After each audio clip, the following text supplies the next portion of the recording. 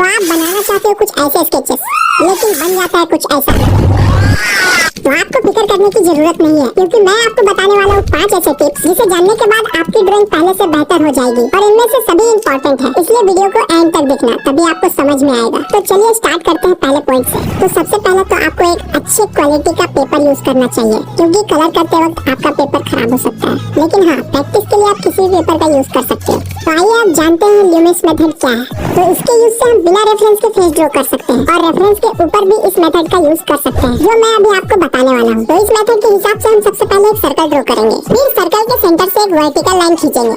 उसके बाद आई को मेजर करने के लिए हम 3 हॉरिजॉन्टल लाइन खींचेंगे, जैसा कि हमें रेफरेंस में दिख रहा है। और हाँ, दोनों आंखों के बीच कितना डिस्टेंस है, किसी भी एक आंख और सेंटर वाले भाग को कंपेयर करके निकाल लेंगे, जो कि हमेशा आंख के बराबर ही होती है। एंड अकॉर्डिंग टू रेफरेंस हम माउथ और नोज के लाइन को भी खींच लेंगे। और जो हमने दोनों आंखों के लिए ब्लॉक बनाई है, वहाँ रेफरेंस को देखकर 2 आंखें ड्रॉ कर लेंगे। और अगर आपको आई बनाना नहीं आता तो कमेंट करो एनिमे आईज, मैं उसके ऊपर भी वीडियो लाऊंगा।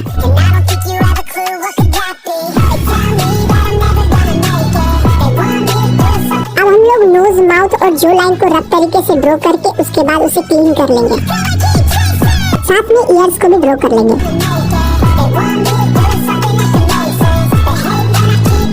बाकी बच्चे थोड़े बहुत फेस के डिटेल्स को भी कंप्लीट कर लेंगे।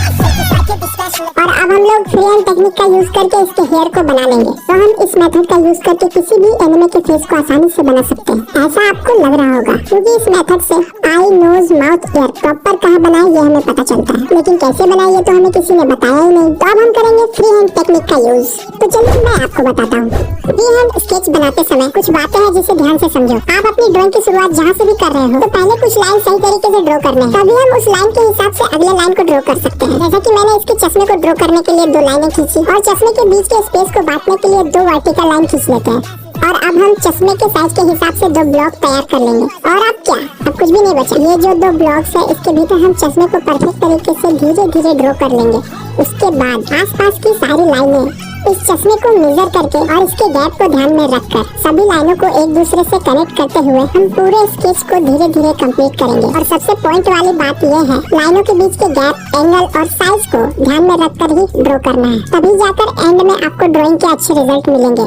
और एक बात, ये टेक्निक सबसे बेस्ट टेक्निक है। इस टेक्निक को सीखने के बाद आपको किसी भी मेथड की जरूरत नहीं पड़ेगी। इसलिए मेरा कहना है कि आप हमेशा फ्री हैंड ही ड्राइंग बनाने का ट्राई करो। और अगर आप किसी सिंपल मेथड को ढूंढ रहे हो, तो मैं आपको उसके बारे में भी बता ही देता हूँ, जो कि है ग्राफ मेथड। तो चलिए जानते हैं क्या है ग्राफ मेथड। इसका यूज करके किसी भी इमेज को बड़े या छोटे साइज में ड्रॉ कर सकते हैं। बस आपको उस रेफरेंस के ऊपर कई हॉरिजॉन्टल और वर्टिकल लाइन खींचकर ग्राफ बना लेना है। फिर आपको इसी तरह दूसरे पेपर पे भी सेम ग्राफ बना लेना है। फिर दोनों पेपर के कॉर्नर के ब्लॉक पे नंबर लिखना है, जैसे मैं लिख रहा हूँ। और इसके बाद आपको कुछ भी नहीं करना, बस सेम नंबर के ब्लॉक को देखना है, छापना है, देखना है, छापना है, फिर आपका ड्राइंग कंप्लीट। लेकिन मैं नहीं कहूँगा कि आप ऐसे मेथड सीखो, क्योंकि जो भी इस पैटर्न का यूज करता है वो ड्राइंग तो बिल्कुल भी नहीं सीख पाता। और आखिरी सबसे इम्पोर्टेंट बात, कि आपको सच में ड्राइंग सीखना है तो आपको हार्ड प्रैक्टिस करना होगा। अगर आपसे कोई ड्राइंग नहीं बन रही, तो उसे ट्राई करते रहना है जब तक कि वो बन ना जाए, जो कि मैंने खुद एक्सपीरियंस किया है। और अगर आपको वीडियो थोड़ी भी इन्फॉर्मेटिव लगी हो तो एक लाइक कर देना। तो चलिए मिलते हैं नेक्स्ट वीडियो में।